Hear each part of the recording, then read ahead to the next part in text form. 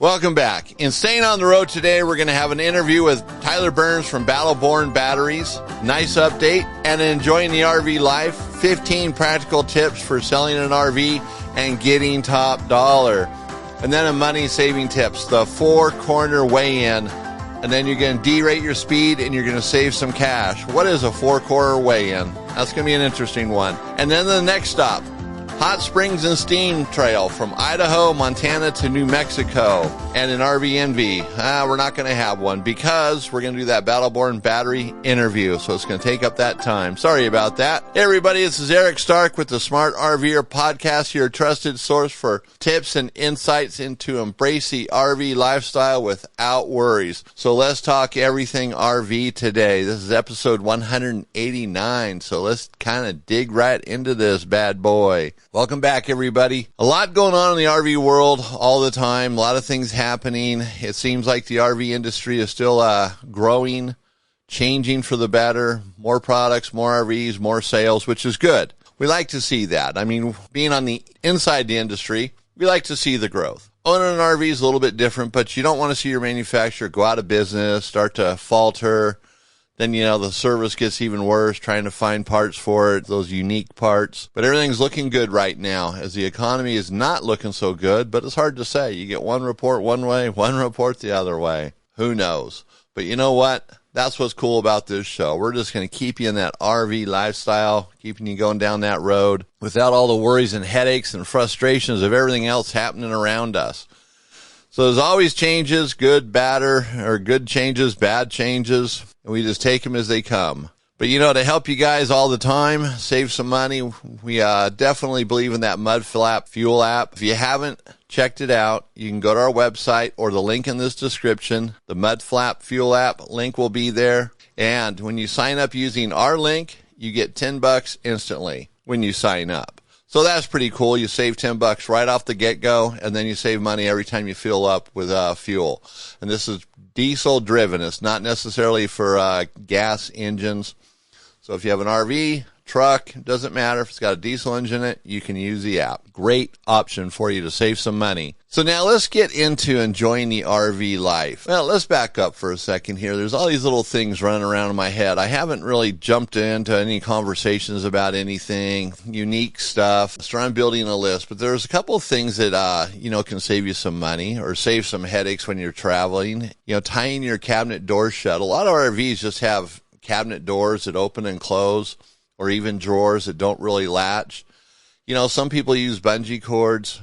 Some people get pieces of aluminum wire. I've seen one with like a plastic coating on it, and they just bend it around the knobs, and they just make like a hook. They can just set it on there, and it keeps them from opening. Or in a couple drawers, or they have a long version of that, and it just hooks on the top. I'm sure you guys have figured out stuff like that. There's all these little hacks for stuff like extending a rain gutter. If you're going to be permanent someplace, or maybe at your house, and you got water that drips like right into some bad spot on the side of the RV, if you put a paper clip, or not a paper clip, a clothespin up on that rain gutter, the water will drip off the end of the clothespin. It extends it out some. Simple little things like that help make RVing a little bit better. And in that case, like I had an RV one time and the water was dripping right into a unique spot on the RV. It was just there. And you can know that over time it's going to cause problems with the siding, things like that. Did the clothespin, extend it out, boom, problem solved. Pretty simple, You just got to remember when you're traveling to take that off or put it back on or do whichever, right? All right, so those are a couple simple hacks. We're going to keep trying to come up with more of those. And of course, we find those in Enjoying the RV Life on our website. We're always adding stuff like that. And speaking of enjoying the RV life, why don't we get into that right now and talk about selling your RV. 15 practical tips for selling an RV and getting top dollar. Now, a lot of times when we think about selling an RV, a car, a boat, a house, whatever, we kind of like, I got this. I know what I need to do. I need to get a for sale sign, slap it on the windshield, park it on a good corner, and be done with this thing and sell it. In some ways, that's true. You want to have a good place where it can be seen, whether it's on the internet or physically seen. But you also want to make sure that when people see it, they want to buy it. It has curb appeal, just like a house. So there's 15 field-tested practical tips we're going to talk about today. So not only will you sell your RV faster, but you're going to probably get more money out of it with less hassle.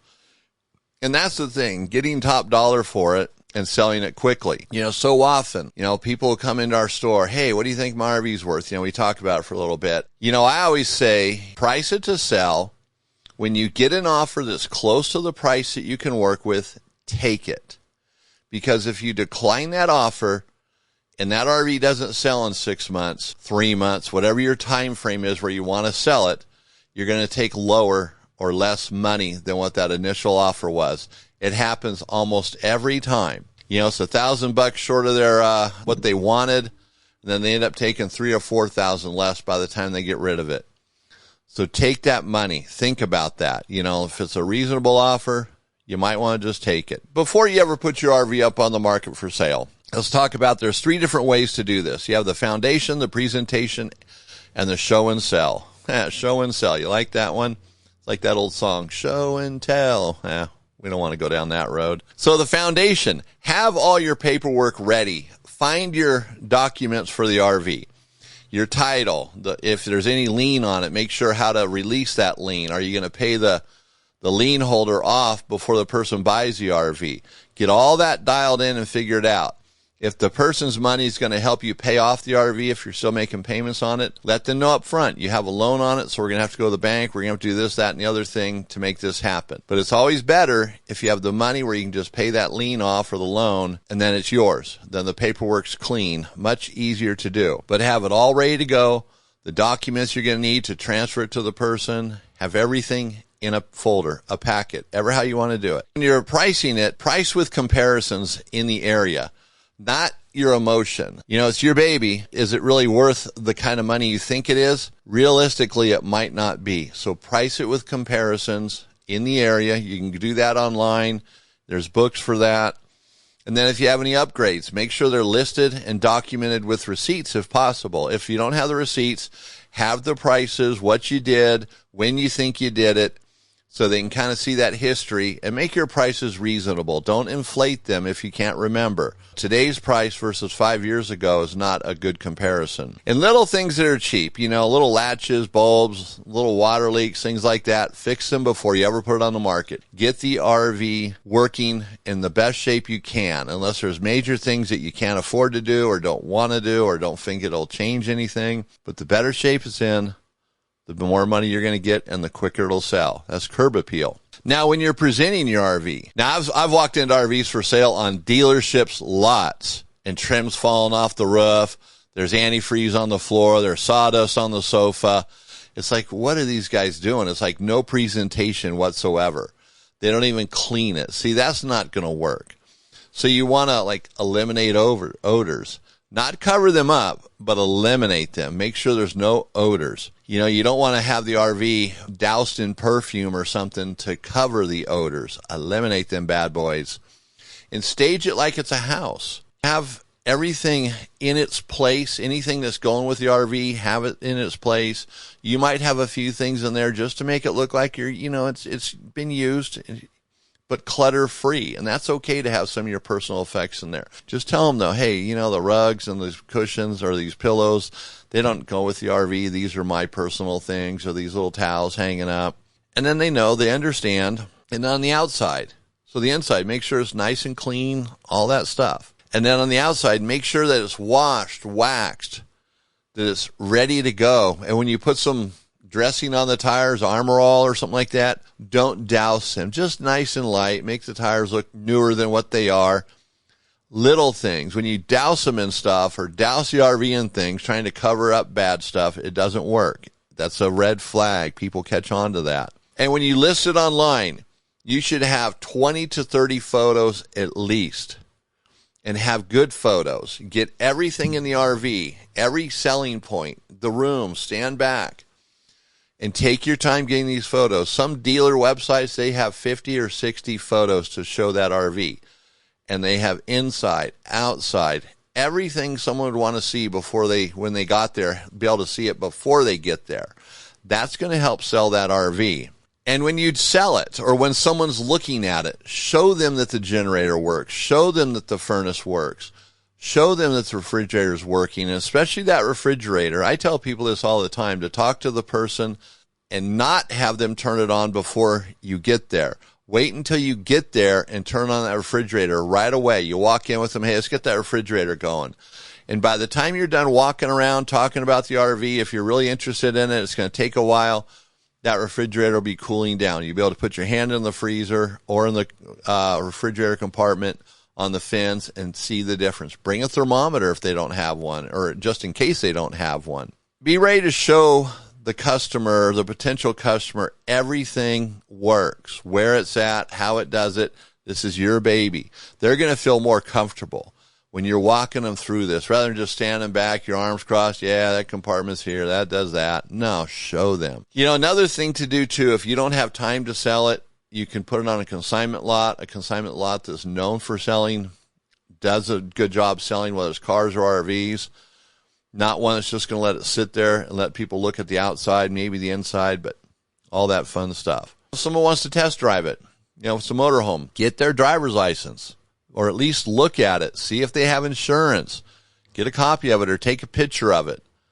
You know, meet in public someplace, unless you want to meet at your home, but make sure you're doing things safely.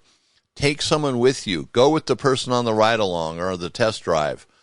Don't let them just drive out of your driveway with your motorhome. Be there with them. Have your cell phone on you. A lot of crazy things happen today. And when you're negotiating, have a bottom dollar in price. Here's the least amount I'm going to take. And when you get to that point, shake their hand and say, sold. And if you're having a hard time getting there, throw in some extras. Hey, I'll fill up the propane tank for you. I'll give you a $50 fuel credit. I will throw in this water hose. Or, you know, I'll take you down to the RV store and I'll set you up with a new water hose, a water filter, a sewer hose, whatever it might be. Throw in some stuff. Make it worthwhile. Maybe even have that stuff already on hand. You know, if you're going to buy another RV, it just goes in another RV if you don't have to give it away. But if you have to give it away, you have it. Brand new in the box, man. People love that. Wow, look at this. It's brand new in the box. It's like a gift. Like my friends at Mudflap, they sent me a hat yesterday. It came in a box, a white generic box, but you open it up, there's confetti in there, all this stuff. You know, it's a hat, but it's cool because it's like a gift. Well, it is a gift, but it's a fun gift because there's confetti and junk in there. Makes it better. Make the sale exciting. Have some water there. Have something for them to drink. Hey, you want a cup of coffee? You know, do whatever. Be a good salesman and you will sell that RV and you will sell it at top dollar and you will sell it quicker. Better prep, better offers, right? So keep that in mind. Now we're going to have that the full article on the smartrver.com so you can check that out. Now let's get into the money saving tip. I said this as 4-corner weigh-in and then derate your speed. It's kind of 2 different things, but the same process. This is unique. And I'm going to have the full article on the website. It's going to be easier to explain there than me going through this, but I'm going to walk through it real quickly here. This is on an RV, a trailer or motorhome, but it seems to be more on trailers where it's going to help. Is your RV balanced when you load it down to go on a trip? Are you putting a whole bunch of stuff in the right front of it, a whole bunch of stuff in the left front of it, a whole bunch of stuff in the rear, but nothing in the front, nothing in the opposite side? Does the right side of your trailer weigh 300 pounds more than the left side? That's what I mean by the 4-corner weigh-in. Now, you can do this with individual scales. If you can find them, if someone has them, you can put them one under each wheel at a time. Or you can go to like a CAT scale, you know, the semi or the equipment company CAT, they have scales where you can do this.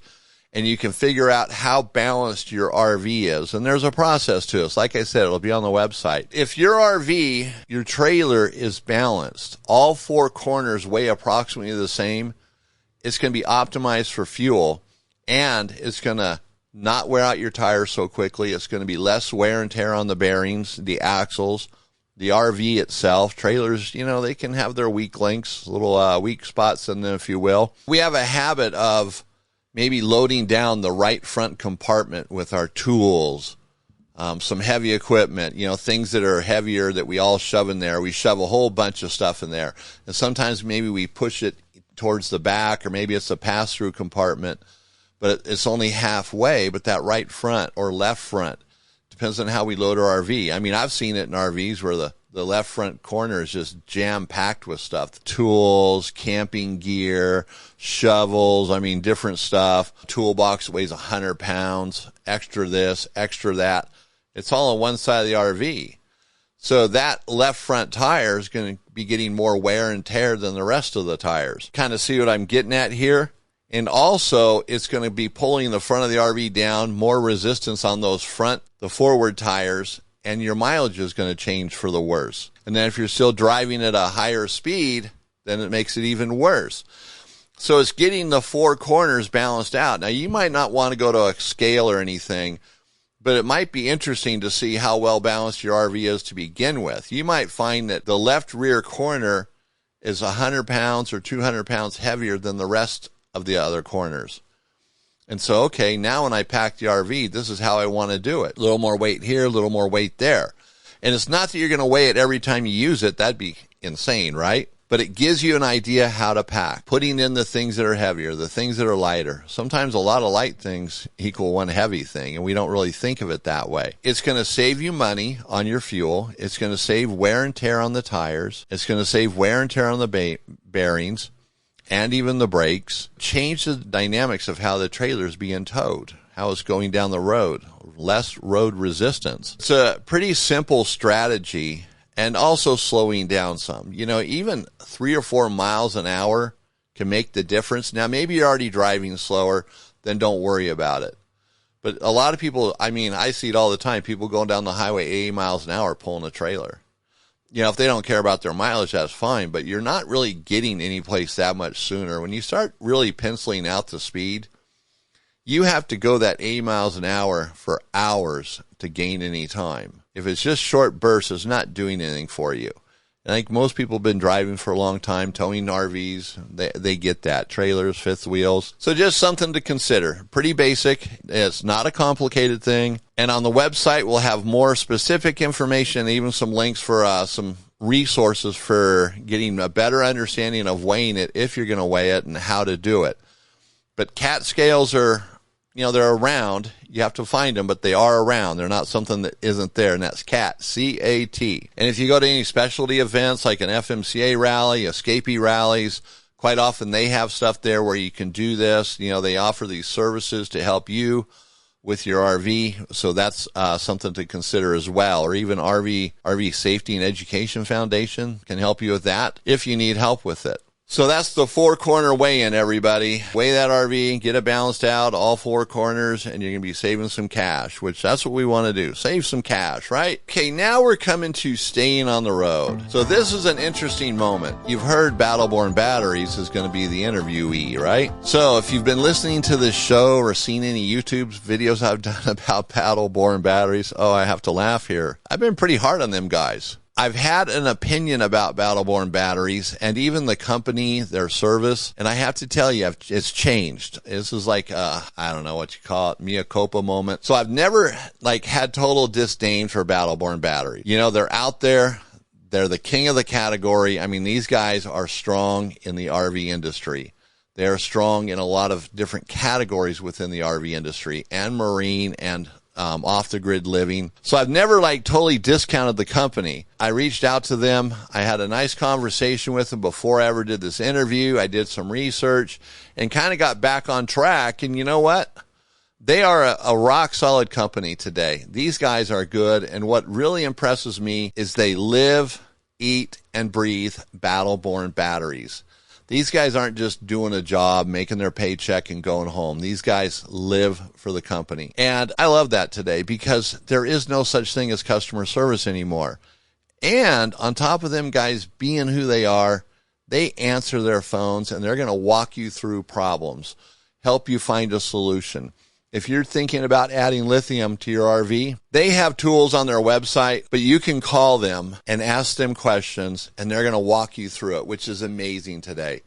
You know how many companies that we try to deal with because we have to, running a business, an RV business, that they don't answer their phones? It's just email or chats, text messaging. It's horrible. Things take days to get done, if they get done. Sometimes it's easier just to eat the warranty and take care of the customer than it is trying to get paid on it, or finding the right answer through the company because they don't have the customer support. Battleborn Batteries does. They answer the phones. They're there. They will walk you through it. If you have a Victron inverter you're having problems with, you call them. They're like the second or third largest distributor in the United States for Victron. They do tons of it, and it works with their batteries. They design that all planned. So, hey, I'm kind of getting ahead here, but, I was anti. So I've changed my tune, and this has come with research, a lot of thought, really looking at the company, looking at their product, and so I'm back on the Battleborn battery bandwagon. Wow, that's a mouthful. I can't believe I said that. You guys have to make your own decisions. I've made mine, and hopefully you can see that. And if I've swayed you away from Battleborn, maybe it's time to think about it. If you're looking for lithium, come back to Battleborn. I think they got a great product, and it doesn't say there aren't other batteries out there that are good as well. I kind of went all in on Expion for a while. I've floated around a little bit. We're back to Battleborn. So let's give our attention to Tyler Burns in this Battleborn battery interview, and you can see for yourself or hear for yourself about Battleborn batteries. All right, so here we have Tyler Burns from Battleborn Batteries, and he's going to answer all of our questions today, everything we'd ever want to know about a Battleborn battery and how it's going to work in your RV and make your life like a dream come true. Welcome to the show, Tyler. How are you today? I'm great. Thanks for having me, Eric. I'm excited to chat. Great. It's having you here. So we're going to get right into this. We're not going to spend a lot of time here other than just digging into the questions because time is important right now. So Tyler, why would someone want to go to lithium, and why do they want to do this now? A lot of RVers are talking about switching to lithium. There's a lot of talk about using lithium, almost like you have to go to lithium no matter what you do in your RV. And I know that's not truly the case, but as an RVer, what everyday problems are they facing that lithium will actually solve for them over lead acid batteries? Well, so many, Eric, and I think it really stems at what we refer to as battery anxiety. And if you have an RV, you've surely suffered from this, and everything kind of falls into it. And that's why lithium is so exciting, because it really does attack so many of those pain points. So I think it really starts at, everything from the continual maintenance to unexpected dead batteries that you end up swapping out every year or two, low voltage alarms, running out of power when you need it, or honestly, just not having enough power to do anything without turning your generator on or plugging into shore power really limits the camping experience. And I always put it as like, we go outdoors to enjoy it, to not think about these things. So if you go to these amazing, beautiful locations and you're just thinking about, is your battery going to make it? Like, that just takes away from it. And every single one of those things I listed, lithium batteries solve, and they solve really well. You completely eliminate the maintenance. You've got a battery that's going to last 10 to 15 years, that protects itself, that's going to charge faster, give you more power. So it's an exciting upgrade. Yeah, it sounds like it. And that's what people need to hear, that running out of power when they're out and using their RV, the headaches, the hassles, the dead batteries. So you kind of nailed that one there. Now, is there one big conception that you constantly hear about lithium batteries, and what would the truth be? Yeah, I'd probably give you two here. I think one is that lithium isn't safe. That's a big one, is everybody worries about the F word, when it comes to lithium being fires, and they hear about these electric vehicles being on fire on the side of the road.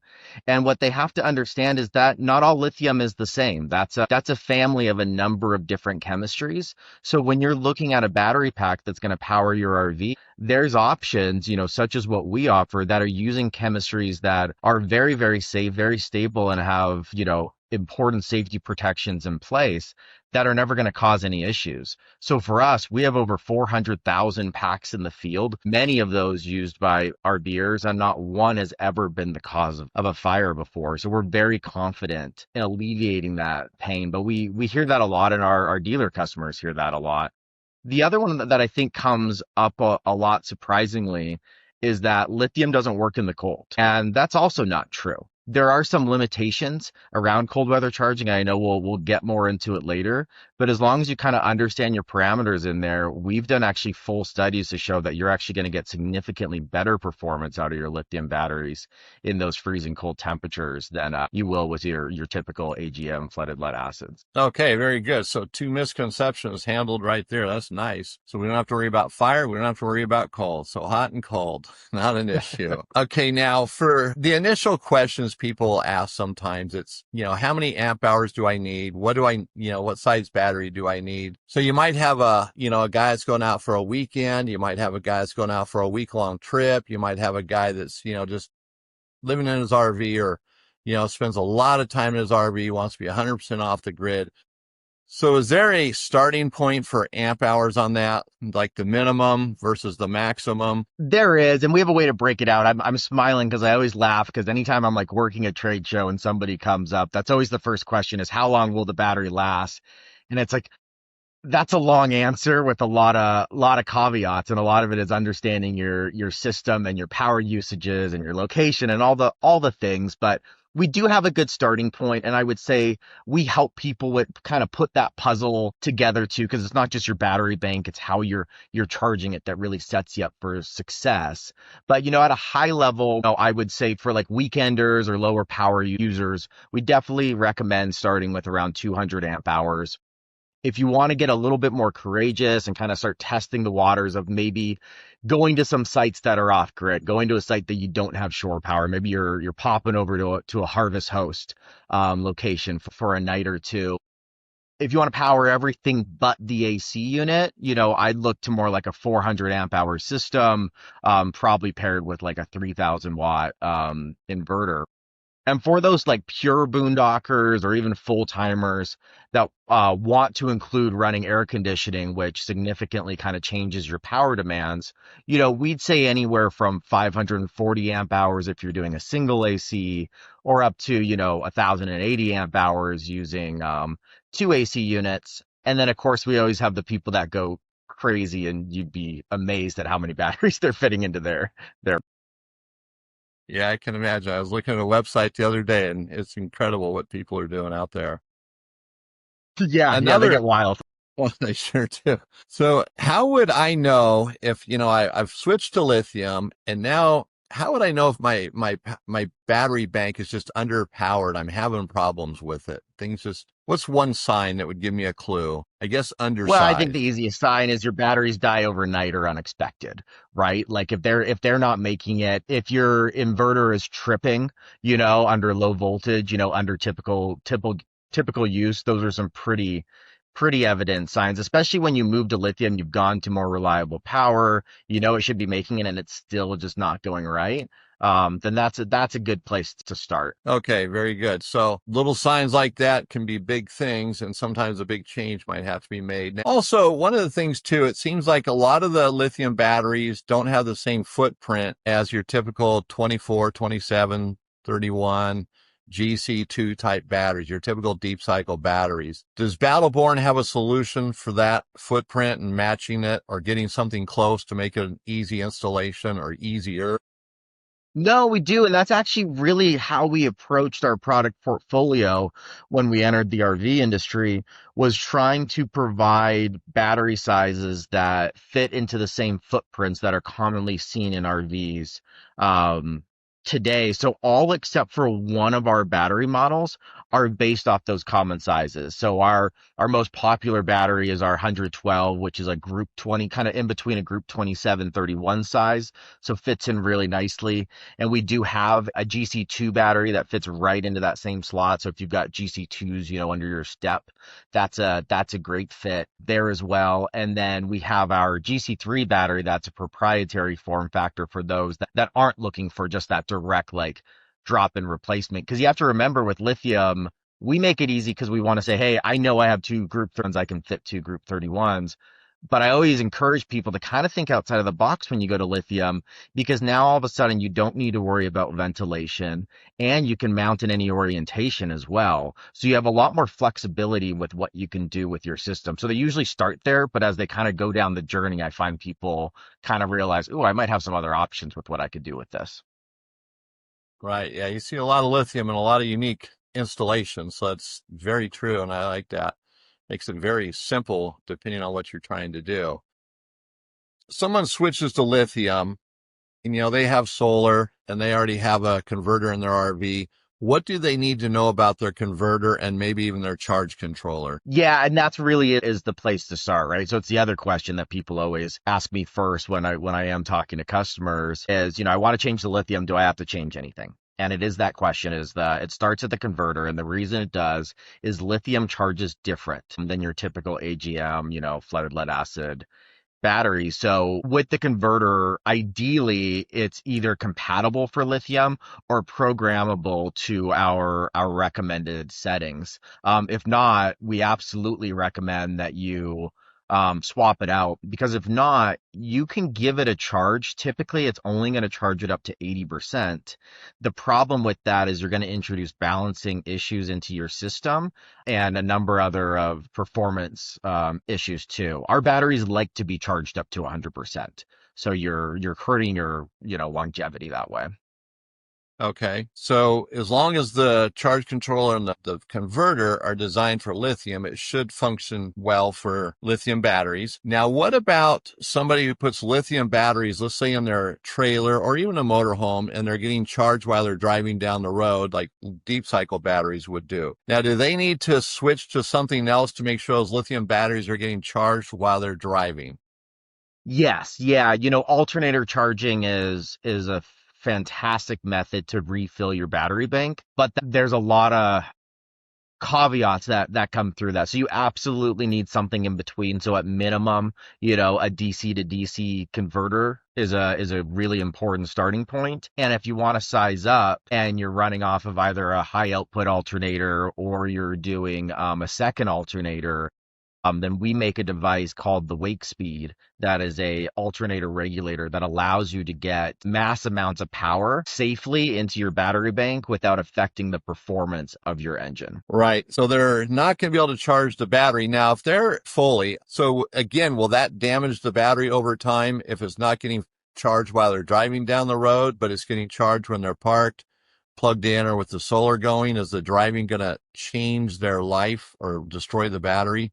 No, no, not at all. There's lots of different ways to get power into the battery, whether it's through the alternator, solar, shore power, generator. All those things are good, and you can continue to add from multiple sources, and there's no issues there. We just want to make sure that on a somewhat regular basis, you are getting your batteries up to 100%, to ensure that your system stays in balance. Okay, perfect. Because, some people are not doing that. And, well, a lot of people probably aren't doing that. And, it's one more thing. And sometimes there's a budget involved. They're trying to build a system and they have to do it step by step. But what you say makes sense, especially if that's solar, because that would be charging the batteries constantly anyways. So that'd Yeah, make and it that's not an every night thing either, right? Like there isn't technically like a memory effect with lithium, so it's more just like a performance issue when it comes to being balanced between all the other batteries in the system.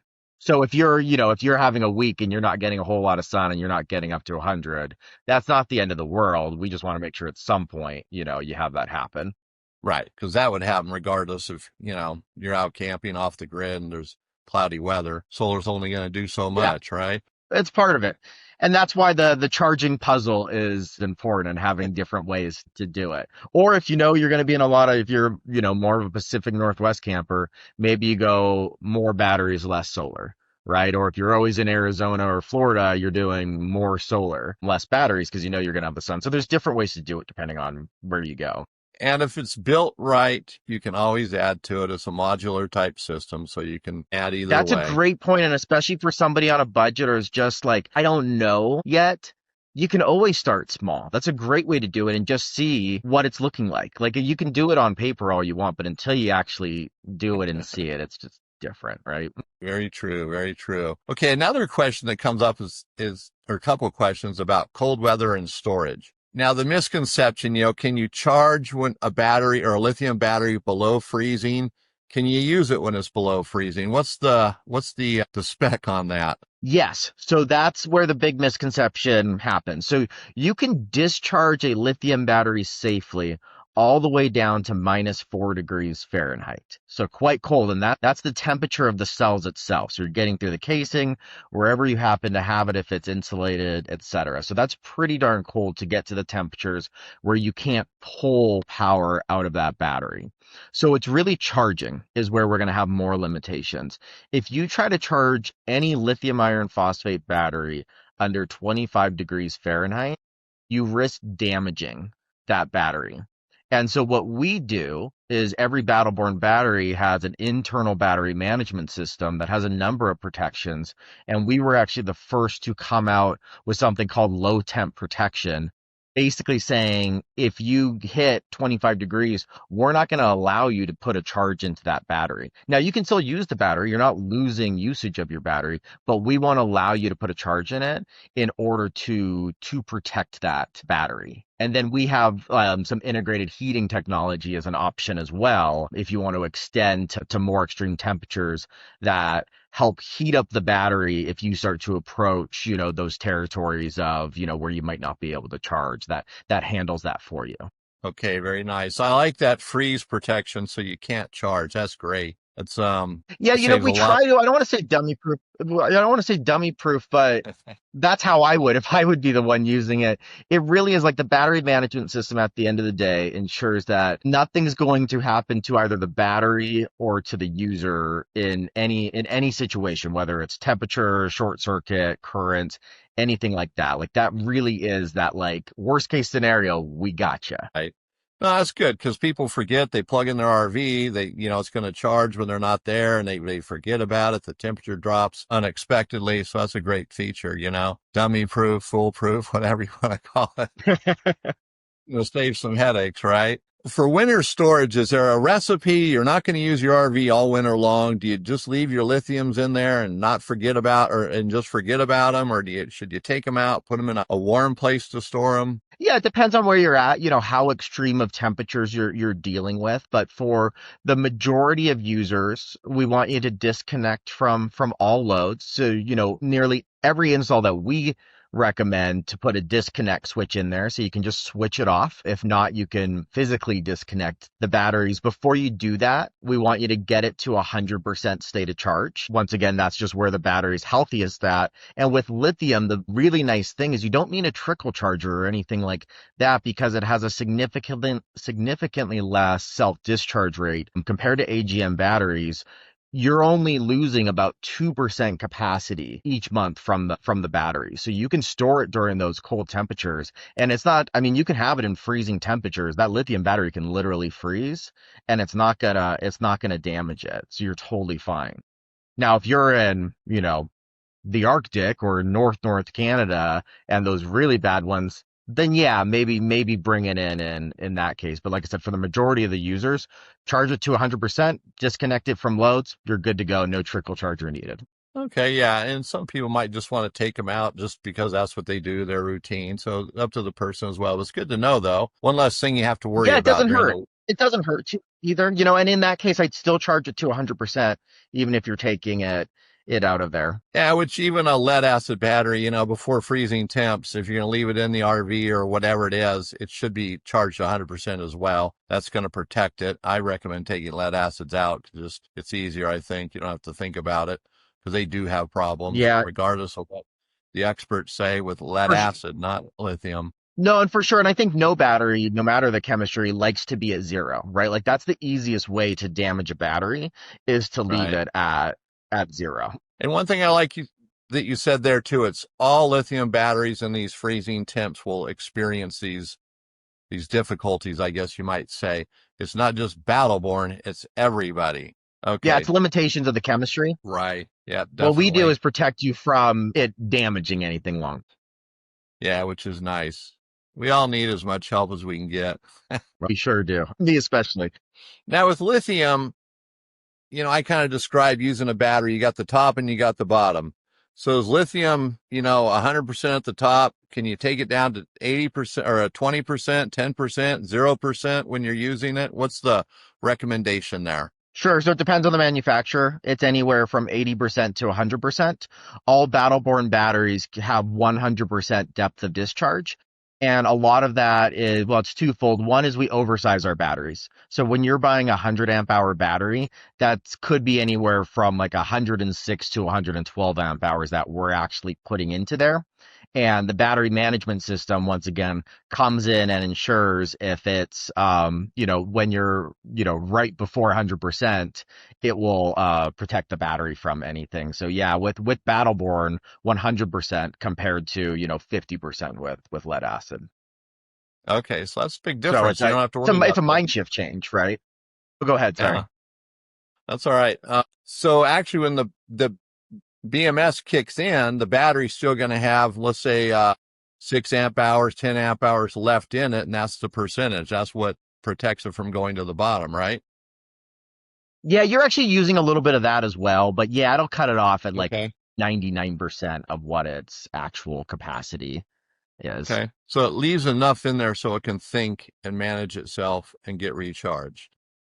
Yes. Now the So we've battery round man up to 100. Now the battery management system or the BMS, what does Battleborn do with their BMS versus, I mean, there's a lot of lithium batteries out there, so we're not going to cover them all, but just in a general way, how is the BMS with Battleborn better than the competition? Yeah, we're really proud of our battery management system. A lot of battery companies will just use an off the shelf that fits their specs. And we've always designed ours specifically for every battery model, ourselves and with our decade plus of know-how building batteries. So like I said before, we were the first to have low temp charge protection, but we have a number of other protections in there. And when it comes to our larger batteries, when you start to hit that 300 amp hour range, so over my shoulder, those 270 amp hour GC3 batteries, look at the ratings of that compared to other options on the market, and you'll start to understand, what you're paying the premium price for is for not just a premium product, but the higher current ratings on it, the superior protections within it. So it's very much a kind of hidden under the hood thing, but something we're really proud of. Because if you think inside a battery, that's circuitry, right? A battery management system's a little computer. That's always going to be the first thing to fail in any product. So that's a really vital device to success. Right. Yeah. It's a good point. Yeah. So you guys have worked very hard on that. I think that's the technology that probably really matters to some degree, much more than the lithium itself, because I think that technology is there, it's proven, it's accessible, but that BMS is right on top there. It is, and it's another fail-safe, right? Like, and we have a lot of fail-safes within that Yeah. battery pack. Like, it might look really simple on the surface, like if you open one up, but like what that's actually doing behind the scenes is much more extensive than people realize. And it's only going to get better. There's exciting innovations, coming in that direction. And I mean, our new Dragonfly Intelligence, communication technology, embraces some of that in terms of full system and individual battery monitoring and that kind of thing. So that's an interesting aspect. Okay, very good. So that's cool. That's good to know because that's a weak link and probably makes a lot of the lithium batteries lower priced as well. And they got a low quality BMS that one size fits all that they're just buying off the shelf someplace in a foreign land. Yeah. So when it comes to switching from lead acid to lithium, is there generally, let's just a basic system, right? Let's say 200 amp hours, a 200-watt solar panel, typical converter. Let's say it's already lithium ready. Is there a big deal that a process for rewiring, or can you just go with the existing battery cables? What's the simple answer to that? Yeah, I mean, you kind of mentioned it. We start with charging, ensuring that you're set up in a way that's going to allow you to charge that lithium battery ring to the profile that it is. When you need to start thinking about like rewiring or things like that is if you're going to significantly change the size of your system. So if you're starting to, upgrade to a much larger battery bank, or you're upsizing your inverter, maybe you're moving to an inverter charger versus just the inverter and converter setup, adding alternator charging. Those are the kind of things where you're going to start to get into more, extensive looking installs. Very good. So even for that guy who's just starting out, he's going to build a system. He can start out very simple in that fashion, then just expand as he goes because you can always add new cables and wiring, right? Yeah, yeah, absolutely. And we have a lot of people that dip their toes into the water that way. Say they have 200 amp hour batteries. They swap those first and they're kind of like, okay, cool. It's people, and it's good. It's good for business, but people tend to get addicted to power that they can't get enough. Once they realize what they can do with it, it's like, ooh, okay. And we're power hungry now, right? Like just as as people, everything from internet to the middle of nowhere to we don't want just a basic coffee machine. We're putting full espresso machines in. We're running even instant pots. When I first started getting into this, you'd see like the little ones, and now I'm seeing people they just bring their full size residential ones. So once you get a taste of it, I find people realize, oh, you can never have enough. It's more what can you fit. Yeah, you're right there. Yeah, just charging everything, keeping everything going anymore. It's crazy. You have to have power. You can't live without it nowadays. I mean, when No, when no, you pickup can't. trucks Not if come you with want your inverters. modern luxuries on the road, which I think everybody does now. Yeah, oh yeah, like even tin campers. Yeah, it's pretty funny. Yes, yes.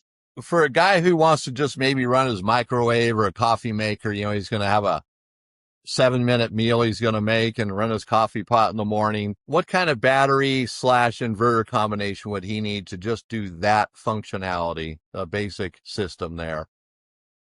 Sure. Yeah, I mean, it's looking at the draws of the system. So for a microwave, you're probably anywhere from like 800 to 1,000. Coffee maker, same thing, maybe 500 watts plus. So, you're looking to a 2 to 3,000 watt inverter with, maybe around 200 to 300 amp hours of lithium to be confident in that. Okay, yeah. So that's running those things, and because you'll actually run it longer than what you say you're going to do, especially once it starts working on that. Oh, this is cool. I'm going to make 2 meals today and 2 pots of coffee. So a little extra battery's not Yeah, going to and it hurt it. is. And the microwave's interesting because you're not running it for long. Like it's a high power draw, but it's not on for long periods of time. So I always encourage people to do the math for that kind of one. It's hard to kind of answer off the cuff. So like on our Right. website, we have a battery calculator where you can put in your devices and say, I run that 20 minutes a day and I run that piece that, and it can kind of do those calculations for you. Yeah. So that helps because a lot of people don't know, and doing the research on what they have sometimes seems like it's a real hassle, but you have to do it. Otherwise, you're always going to be underpowered or always have problems. Now, another thing, CPAP machines. A lot of RVers have CPAP machines. So are we talking the same kind of configuration we just talked about for a microwave and a coffee maker, or would it be less, more? It's less, and I think that's a nice thing that people really like when it comes to lithium is CPAP's one of those critical devices, right? Like one of those ones that you do not want to lose power, overnight when you're running, depending on how, serious it is for you. So CPAPs come up a lot for us and they're very, very common. They're not huge draws, but they're running, So typically, like 100 amp hour battery can power a CPAP for multiple nights without anything else running. And then a lot of those also run directly on 12 volts, so you can also always wire directly for more efficiency as well. So I would say it's probably less, but once again, they're always going to differ. So I always recommend, actually looking at the specs of your model and either doing the math or calling us and having us walk that through you. Right. Yeah, that's great because yeah, there is a difference on those. Yeah, so that's good to know. And then your website has those tools to make it easier to figure out what you need as well. I like that, and that's very helpful because it does take some of the pain out of it. So that's pretty cool. So what's cheaper to own, lithium or lead acid batteries? Well, I'm glad you asked, Eric. Yeah, everybody knows lithium is expensive, right? Like there are a ton of benefits. We've talked a lot about them today. You're saving weight, you're charging faster, you're getting rid of all those battery headaches. So you get a lot of benefits from it, but you are going to pay more for it. But what we found that a lot of people don't realize is when you look at the total cost of ownership. And the total cost of ownership is actually less over the lifetime of your lithium battery. Plus, you get all those benefits with it too. And we've done the studies on it. We've had some of our content creators we worked with have done studies on it. Morden's on the Move, if anybody follows them, did a great one a couple years ago to really kind of break this down. But when you're comparing a battery that's going to give you 10 to 15 years compared to 2 to 3 years, you take into account all those replacements, and that's where your total cost of ownership is going down. And then I always remind people too, don't forget what you're paying for fuel for that generator, as well, or what you're paying for camping sites or the premium for that shore power spot as well. All those other things add up as well that you might not be taking into your calculations. But even without that, you're getting a lot more for your money, just from a general, usage benefit standpoint. Yeah, more bang for your buck, that's for sure. Then Yeah, you're and yeah. think about usable capacity, right? So if you're looking at a lead acid battery, say 100 amp hours, because you only have 50% depth of discharge, that's now a 50 amp hour battery. Yeah. So one of our batteries is actually two of those. So you can also just take off half the battery cost from the top too, since you're getting double the capacity. So we always look at it in terms of usable capacity, not just capacity to capacity. Right. Very good. Yeah, that makes absolute sense. It's more painful up front, but the long term, then you're done with it for a long time, which is nice. And you just got a nice, Buy reliable system. once, cry once. And that's if you buy a good quality lithium battery, people. It's not a low quality one, right? A Battleborn. Okay. Thanks for saying that, Eric. So we're going to come to the last question here. Plain English, no lawyer talk. What's the warranty on a Battleborn battery? Yes, no, happy to talk about it because that's something we were the first in the industry to come out with a 10-year warranty. And I always encourage people, no matter who you're buying from, read the actual warranty language, right? So for us, that's an 8-year full manufacturer's warranty, and that's 2 years prorated, right? So we basically cover the cost of a portion of the cost of a replacement. Since we did that, we've had people do 11 years, 12 years, lifetime.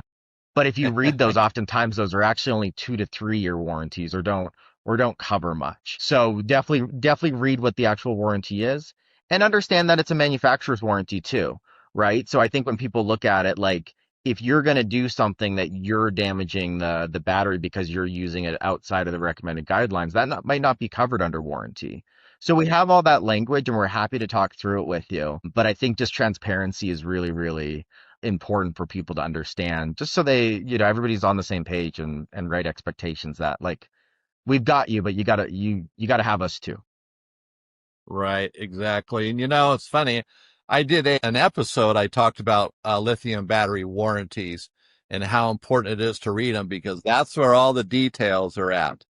And Battleborn actually came out on top on that for length and everything and Good. handling it during the time. Because when you start reading it, that warranty is not anything like they're going to tell you when you're buying the battery in most cases. Oh, yeah, don't worry about it. We'll just send you a new battery. Don't worry about it. We'll take care of this. And then when you read the warranty, oh, no, they're not going to do any of that.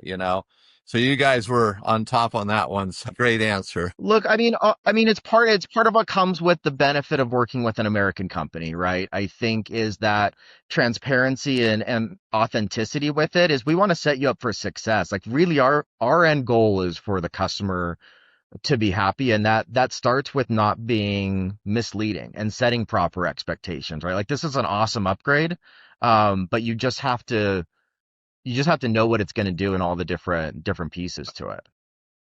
Yeah. Yeah. And some people might need to make a little cheat sheet to make sure they're following that warranty for the life of the battery. Other people will just install it a certain way and that's going to be it. And some people just flat won't care. If it lasts, it lasts. If it doesn't, it doesn't. So you got all different Yep, flavors everybody's out there. different.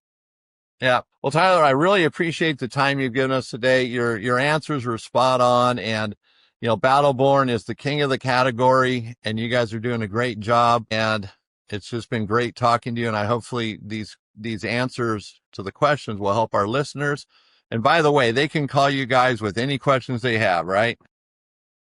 We really, really encourage it. That's one of the big value adds of working with Battleborn is that we've got a dedicated sales team. And I don't like the word sales because they're really helping you design your system, size it appropriately, let you know if there's anything you're missing that might, not set you up for success. And we have a dedicated support team that once you do have a battery, if something's not working right, if your programming settings are wrong, we do the entire system and we've done it for a really, really long time. And I always like to point out most of our sales guys and gals have been with the company for over 6 years, if not more. So they understand these deeply. And even in the early days, they'd often even jump on the lines and help build these batteries. So they know them literally inside and out. So yeah, we highly encourage you to call us if you need anything. All right. I push that customer service. They answer their phones. I've called them. I've tested it. It works. So consider Battleborn if you're going to upgrade because that customer service is invaluable and it is going away today. So it's great you guys are still doing that. All right, Tyler. So we're going to bring it to an end here. Again, thank you so much for coming on the show. We really appreciate it. Thanks for having me, Eric. Very happy to be here. That was a great interview. So as I said earlier, I'm back on that Battleborn battery bandwagon. We love the product, love the company, change of heart, but we're going to move forward. We're just going to flat out move forward and go on. So if you're looking for lithium, Battleborn's the company to check out. If you're looking to upgrade inverters, put in new inverters, they can help you with that. They can direct you. Then the stores that they work with can sell you the products. And you have a good warranty, a warranty you can count on and get taken care of. So that's enough of that. Let's go to the next stop, and let's talk about hot springs and steam and the trail from Idaho, Montana to New Mexico. Now, this is a little bit of a trail that you might not want to follow, depending on what your timing is. Cover some ground, some territory, but if you have the time to do it, it might be worthwhile. Go on this some hot tub steam type kick for a couple weeks, a week, whatever you want to do. A couple weeks to make it nicer. So this is wintertime stuff. I've talked about the places to go, and we're just adding on to some unique things that maybe we don't think about. So now we're going to chase those steam plumes instead of sunsets. We're going to roll the RV into winter prep, and we're going to grab a towel. We're going to step into some mineral hot springs and just relax, let our hair down, and enjoy it. While maybe there's some snow on the ground around us, on the rocks, the trees. The scenery really adds to it, brings it to life. Quite a different thing. So let's start off with Stanley, Idaho. So Stanley, Idaho's got a very cool vibe. It's got these rustic river pools. You have the Sawtooth Mountains there, and if you've ever seen the Sawtooth Mountains, man, they are something to see. That name fits them very well. Got this unique mixture of roadside activity. It's kind of primitive. They have day-use springs, but it's a very cool area. Nice place. Stanley's cool in itself. So you just find yourself a base camp, and that's where you set up your RV or your car, whatever how you're doing this, pickup truck. There's pull-outs that you can use alongside the road. And if you're driving a motorhome, you might, or even towing a trailer, you might want to drop the motorhome, the trailer, and scout it out in your tow vehicle or towed vehicle. It's good to arrive during the weekday. It's a little bit less crowded, or after dinner. The crowds seem to thin at those times. And when you're going to jump in that pool, make sure you put your foot in first. Test that water or your hand. Don't just dive right in or sit down. It might be a shock to you that maybe the hot water's too hot. Maybe not what you really want. Or it's going to take some getting used to it. Sit low in that water. Keep your body submerged. Keep it warm, because it's going to be cold outside, and that's what makes it pretty cool. Now, depending on where you're at, there's a little etiquette here. Share the tub, share the spring, keep your voices low, and pack out everything you brought in. So that's Stanley. Now, let's go to Lava Hot Springs, Idaho. Here's another one. And these places are really cool. Stanley checks the box. So let's check out Lava Hot Springs. It's a classic soak village. That's the vibe you're going to have. It's all about pools, food, resting, enjoying that, letting the hair down while you're munching on something in some water. Well, maybe not in the water, but before you get in the water or afterwards. So the winter time is cool because the water is very predictable. It's going to be at a nice temperature. You can have long soaks, and it's an easy place to find. And actually, when you're there, it's easy to pick a pool. It's right there. You can't miss it. It's so good. There's all these different pools and things. It's a place to go. If you're going to soak, you might want to, you're thinking of a long soak. 2 short soaks might be better, because that will equal 1 long soak. And, you can get dehydrated while you're soaking. So you want to drink some water. Have something to munch on in between soaks. Don't overdo it. Stay hydrated. Because, when you become dehydrated, that can sneak up on you sometimes, and it's not good. It's hard to catch up with it. It's much better to stay ahead of it. Doesn't that make sense? So you can book these things early as well. There's nearby RV parks where you can get your reservations. Midweek sometimes is less expensive, definitely less crowded. Weekends are going to be much more crowded. Even in the wintertime, these things can happen. So be careful, plan ahead. Now here we're going from rusty river tubs to a small town built for soaking. So let's go to Montana now, Paradise, Montana. So this is Quinn's on the Clark Fork. This is near, west of Missoula. Very cool place. It's a river canyon. It's a very polished facility, and they have multiple temperature options. It's not like everything's just going to be 100 degrees or 102 degrees. You have choices there. You can even take a cold plunge if you want to.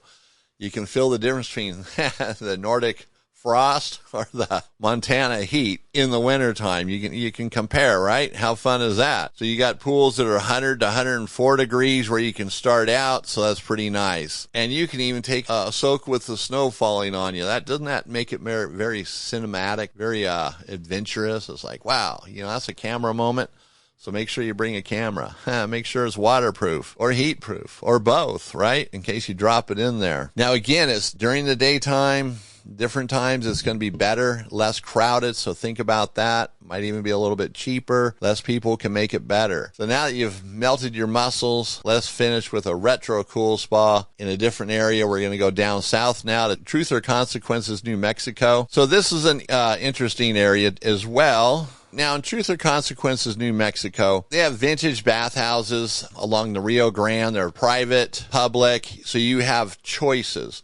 It's a pretty mellow area. It's low-key. It's not a uptight little city. It's a nice place. Go shopping on the streets, coffee shops, so you can do a lot more there than just enjoy the soaking, if you will. Now, there's different bathhouses, and these bathhouses, they're not like the Old West or anything. They're not whorehouses. They're just bathhouses, okay?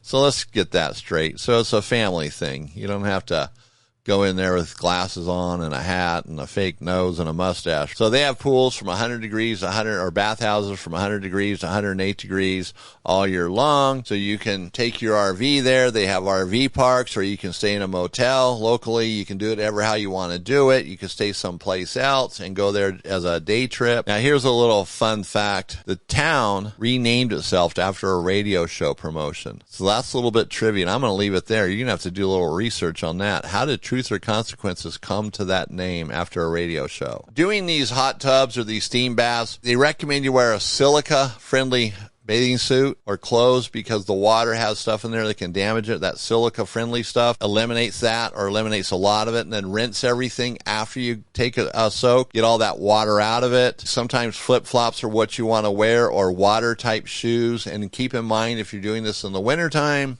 everything around you can be icy, so walking to and from might be a little more tricky. So make sure you have shoes that you can walk on the ice with or the snow, and then take them off and get in the tub. You don't really take your shoes into the tub, right? You go in there clean. Take those hydration breaks as well, and stick your hand in your foot first. Don't just jump right in.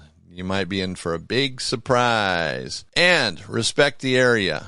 Don't bring your glass in there and break things. Pack out all the trash you bring in, and even pick up some trash if you see something somebody else left behind.